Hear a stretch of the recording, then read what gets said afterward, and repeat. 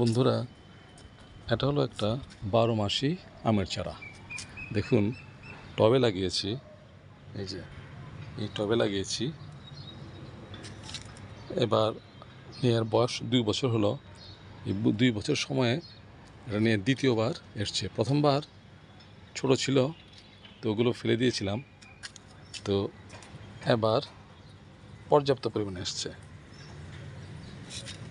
খুব ভালো। এর মধ্যে একটা বড় হয়েছে, তো খুব সুন্দর লাগছে দেখতে। যখন আমগুলো আরও বড় হবে তখন আরও সুন্দর লাগবে। এই আমগুলো এখন ছোট আছে এবং তাদের রং হচ্ছে সবুজ। আমগুলো যত বড় হবে, এই গাছের বিশেষত্ব হলো যত বড় হবে আমগুলো আস্তে আস্তে হলুদ বর্ণে রূপান্তরিত হবে, এবং যখন একদম ম্যাচিউর অবস্থায় আসবে তখন হলুদ এবং লালচে হয়ে যাবে। খেতে খুবই মিষ্টি।